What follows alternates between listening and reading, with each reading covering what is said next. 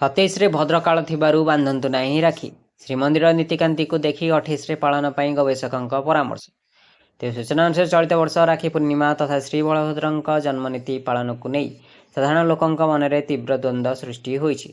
पवित्र रक्षाबंधन उत्सव में भौणी निज भाई हाथ में केउं दिन राखी बांधिब ताहाकु नहीं एवं प्रश्नवाची सृष्टि होइछि। अगस्ट 27 गुरुवार ना 28 तारीख शुक्रवार केवे पालित हेबो एही उत्सव। यहां नहीं पंडित ज्योतिर्विद और श्रीमंदिर मुक्तिमंडप मध्य दुई प्रकार मत प्रकाश पाई। फल सठिक तारीख को नहीं राज्यवासी एक प्रकार अड़ुआ परिस्थितिर सम्मुखीन होती।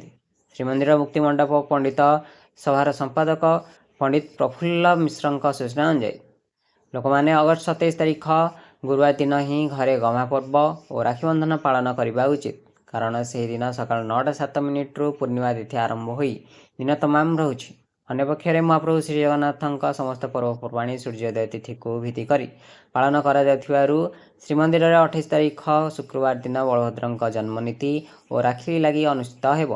मुक्तिमंडपर यह निष्पत्ति सह ज्योतिर्विद पंडित हरिशंकर मिश्र संपूर्ण एकमत प्रकाश करछन्ति।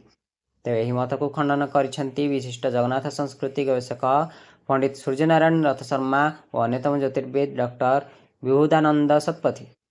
पंडित रथ शर्मा जुक्ति अनुଯାयी श्रीमंदिर 28 तारीख में राखी लगे नीति होता बेले महाप्रभु राखी पिंधा पूर्व आम कि पालन करवा ताहा ग्रहणीय नुहे।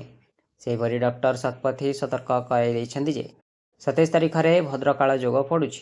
शास्त्र अनुसार भद्रकाल समय कौन मांगलिक कार्य करने संपूर्ण निषेध।